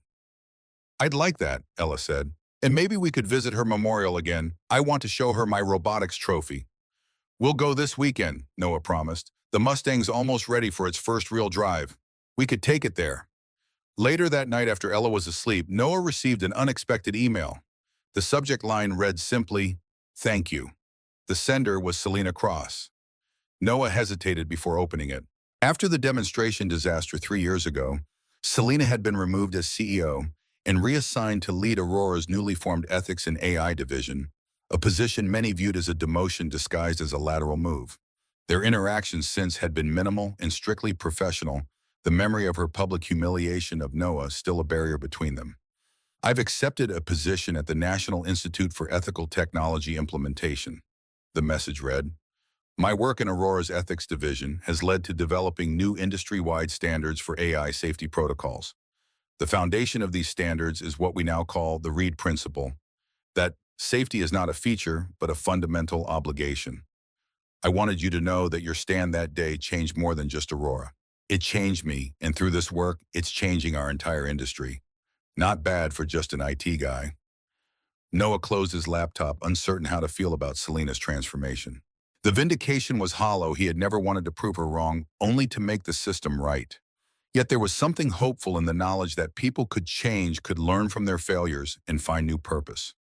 The next morning, Noah attended a leadership meeting where Vance unveiled plans for Aurora's next major initiative, AI systems for disaster prediction and response. The stakes were even higher than their previous projects, with the potential to save thousands of lives during natural disasters, but also the risk of catastrophic failure if warnings came too late or evacuations were directed improperly. "This is why the Safety Systems Integrity Division exists," Vance concluded, nodding to Noah. Every component of this system will require Reed's sign-off before deployment. No exceptions. After the meeting, Vance pulled Noah aside. I need you to go to Japan next month, Mr. Tanaka is expanding the implementation of our systems to include emergency response networks across the Asia-Pacific region. He specifically requested you personally oversee the safety protocols integration. Says he won't proceed without Reed's guarantee. The request would mean international travel 3 weeks away from home. Before the demonstration that changed everything, Noah would have declined immediately. His place was with Ella, but now with Frank's steady presence in their lives and Ella growing more independent, the calculation was different. I'll need to talk it over with my family, Noah told Vance. I'll let you know tomorrow. That night, Noah laid out the situation to Ella and Frank over dinner. The opportunity to expand Sarah's safety systems, the time away, the potential impact. You should go down, Ella said immediately. Mom's work could help so many more people. Frank nodded agreement. The little one and I will be fine. Between the two of us, we might even finish that interior upholstery before you get back. Noah studied them both. His daughter with Sarah's determination in her eyes, Frank with his steady, unwavering support. This too was part of building something resilient, creating a network of relationships strong enough to bend without breaking, to adapt to changing circumstances while maintaining core values. All right, Noah agreed, but I'll be calling every day, and no using power tools without Frank right there, understood? Ella rolled her eyes in exaggerated exasperation. Dad, I've been using the drill press since I was 9. Under direct supervision, Noah reminded her, though he couldn't help smiling at her confidence. The weekend brought clear autumn skies perfect for the Mustang's inaugural drive. The engine purred with the smooth power that comes from careful restoration, from attention to detail, from respect for the original design combined with modern improvements. Ella sat in the passenger seat, one hand trailing out the open window, feeling the rush of air between her fingers. It's perfect, Dad, she said, her face alight with joy. Mom would love it. They drove to Lakefield Memorial Park, parking near Sarah's plaque beneath the oak tree. Ella had brought her robotics trophy and the small journal she kept of her engineering projects. As she showed these to the memorial, explaining her designs with the same passionate precision Sarah had once used, Noah stood back watching this daughter who carried so much of her mother forward into the world. An elderly couple walking nearby paused, the woman smiling at the scene. Is that your daughter? She asked Noah quietly. Yes, he replied with pride. She's showing her mom her latest engineering project. The woman's eyes softened with understanding. Her mother must be very proud wherever she is. I think she is, Noah agreed. On Monday morning, Noah called Vance to accept the Japan assignment. The decision felt right, a continuation of the work he and Sarah had each been doing in their own ways, now expanding beyond anything they could have imagined. The Safety Systems Integrity Division had grown significantly under Noah's leadership.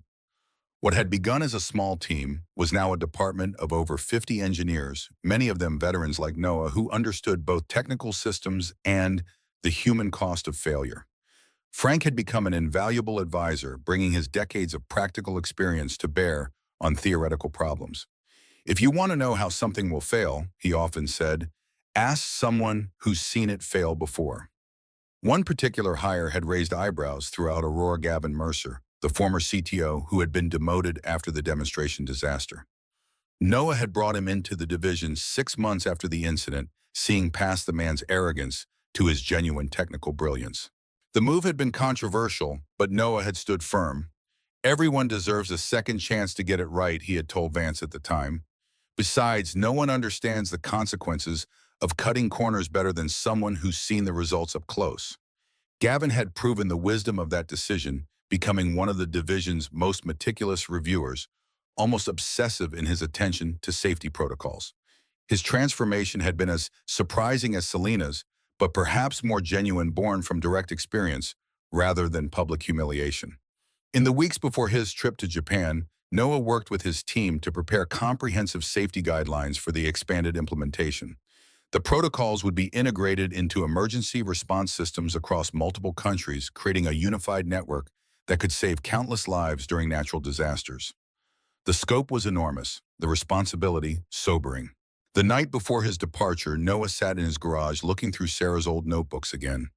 Flipping through pages of her neat, precise handwriting, he found a passage he hadn't noticed before. The most resilient systems aren't those that never fail, but those that fail gracefully and recover quickly. This requires both technical excellence and human wisdom, the judgment to know when to persist and when to stop. The passage could have been written about their lives together, about the catastrophic failure of her death, and the painful gradual recovery that followed, about Noah's intervention at Aurora and the company's transformation afterward, about Ella's growth from grief-stricken child to confident young engineer. The next morning dawned clear and crisp autumn, painting the Michigan landscape in brilliant reds and golds. Noah and Ella prepared for their respective days, she to school with a science project, he to the airport for his flight to Japan. As they stood in the driveway beside the Mustang, Ella suddenly threw her arms around his waist in a fierce hug. "I'm really proud that you're my dad," she said, her voice muffled against his jacket. Noah held her close, this child who carried the best of Sarah in her determination and brilliance. "And I'm proud that you're my daughter," he replied, "the very best thing I've ever helped build." Frank arrived to drive Ella to school, clapping Noah on the shoulder. "Safe travels, Navy. We've got things covered here." At the airport, Noah paused before entering the security line. The weight of responsibility settled around him, not just for the systems he would help implement, but for all the lives connected to his work. The thousands who might be saved by early warnings during typhoons or earthquakes. The teams who would rely on these protocols working flawlessly under the most extreme conditions. He thought of Sarah, of how she had approached similar responsibilities with both technical precision and deep humanity, of how she had always insisted that safety wasn't just a feature but a fundamental obligation to the people whose lives depended on your work. In Tokyo, Noah was greeted by Mr. Tanaka himself, now in his 70s, but still commanding respect with his precise movements and penetrating gaze. "Mr. Reed," he said, bowing slightly, "it is good to see you again." "The honor is mine," Noah replied, returning the gesture. "Thank you for trusting our systems with such critical infrastructure." Tanaka smiled, the lines around his eyes crinkling. "It is not the systems I trust, Mr. Reed. It is the integrity behind them." He gestured toward the waiting car. "Come, there is much to discuss." Over the next 3 weeks, Noah worked closely with the Japanese implementation team, explaining not just the technical aspects of Sarah's protocols, but the philosophy behind them. The engineers were receptive, their culture already aligned with the principle that safety was a fundamental obligation, not an optional feature. The implementation expanded beyond Japan to emergency response networks in the Philippines, Vietnam, and Taiwan regions, frequently devastated by typhoons, earthquakes, and tsunamis. The potential impact was enormous, potentially saving thousands of lives annually through early warning systems and optimized evacuation routes. In the evenings, Noah video called Ella and Frank, getting updates on school projects, robotics competitions, and the Mustang's interior restoration. Ella proudly showed him the completed dashboard upholstery, the leather precisely cut and stitched, just as he had taught her. Frank helped with the sewing machine, she explained, but I did all the measuring and cutting myself. "It's beautiful," Noah told her, feeling both pride and a twinge of something like loss. His little girl was growing up, becoming more independent with each passing day. It was what he wanted, of course, for her to develop her own skills, her own confidence. But part of him missed the child who had needed him for everything. "Dad," Ella said during one call, her tone suddenly serious, "I've been thinking about Mom's work, about how her fail-safes are saving lives now even though she's gone." Noah nodded, wondering where this was heading.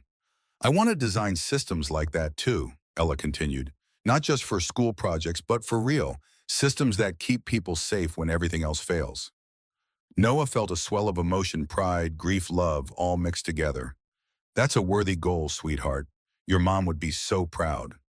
"I know," Ella said with quiet certainty. "That's why I'm going to do it."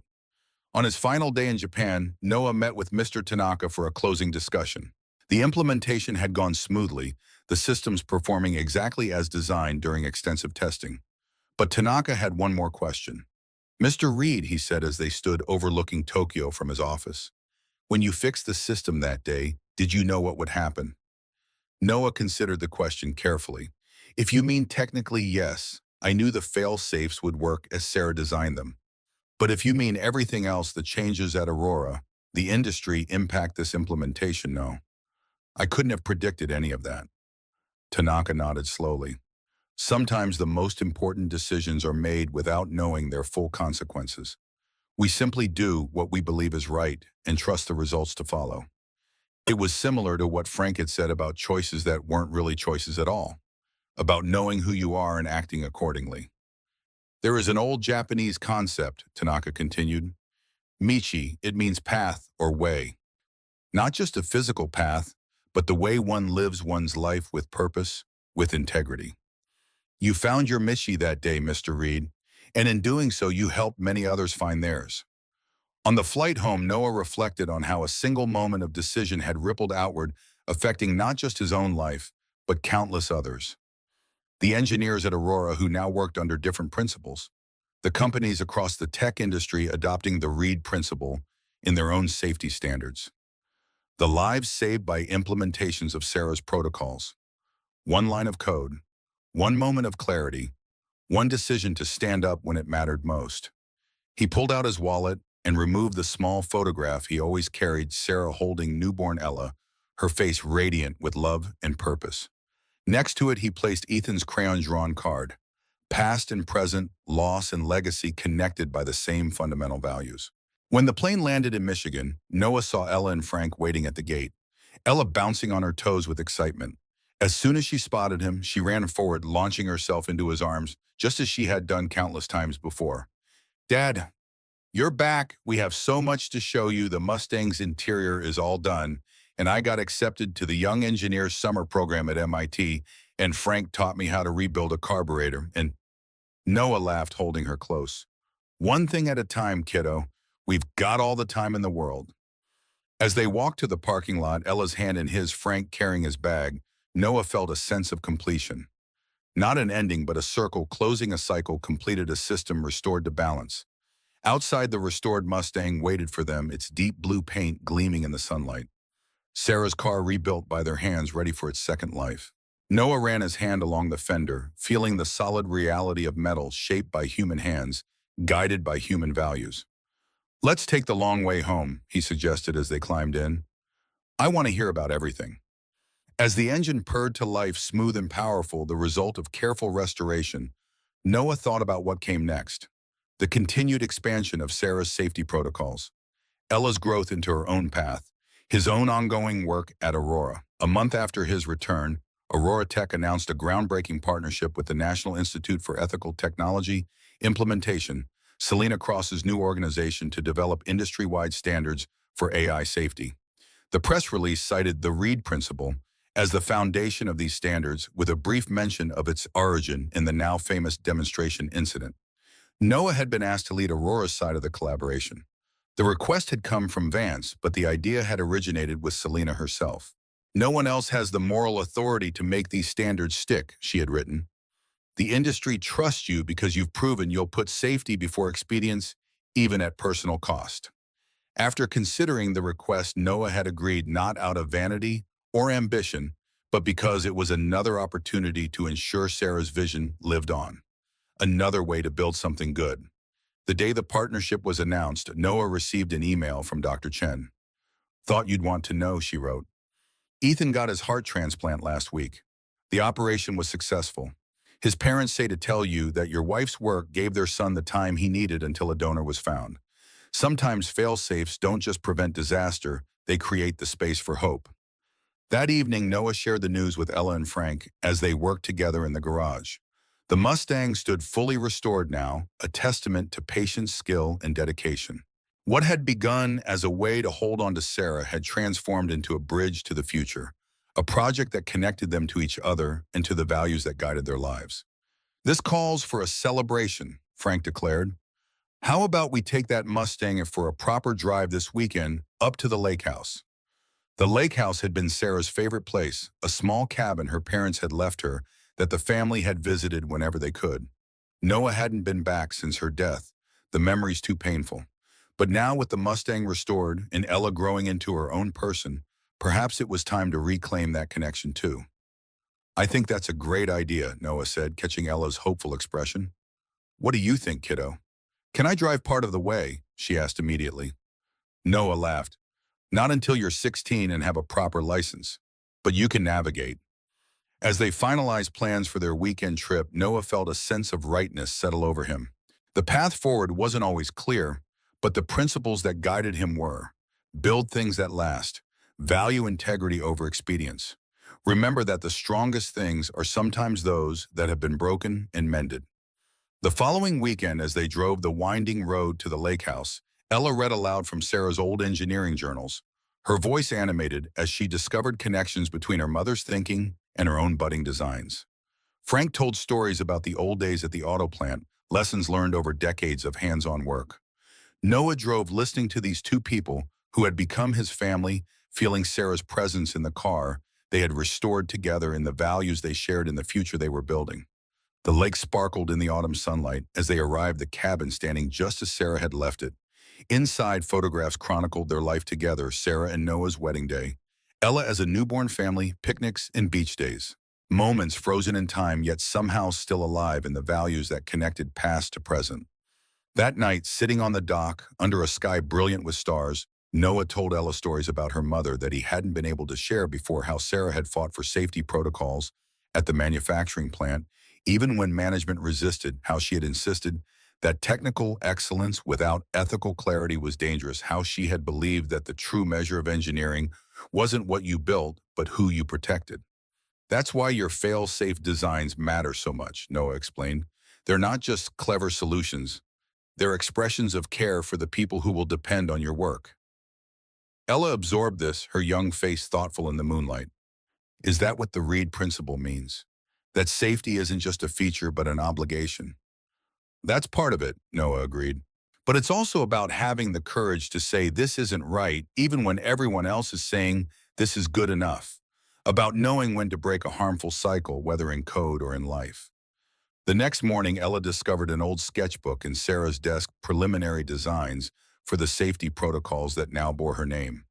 She brought it to Noah, eyes wide with recognition. Dad, look. These are like my designs for the robotics competition, but from years ago. Noah examined the sketches, seeing the clear connections between Sarah's thinking and Ella's intuitive approaches. Engineering talent runs in your blood, kiddo. Not just from Mom, Ellen insisted. You taught me how systems work, how to test for failures, how to build things that last. We're both part of her legacy, aren't we? The insight, so perceptive from an 11-year-old, caught Noah by surprise. Yes, he said softly. I suppose we are. As they packed to return home on Sunday evening, Noah took one last walk down to the lakeshore. The setting sun painted the water in shades of gold and crimson, the same colors that had filled the sky on his first date with Sarah here nearly 15 years ago. We built something good, he said quietly to the absent Sarah. Not perfect, but resilient, something that can adapt and recover when things go wrong. He smiled slightly, thinking of her passage about resilient systems. Just like you said. The gentle waves lapping at the shore seemed like an answer, a reminder that even the most solid things, Waterstone grief, change shape over time, finding new forms without losing their essence. Back at the cabin, Noah found Ella and Frank loading the last of their belongings into the Mustang. This unlikely family formed from loss and connection, strengthened by shared values and common purpose. Another kind of resilient system adapting to change while maintaining its core integrity. As they drove home under a canopy of stars, Ella fell asleep in the back seat.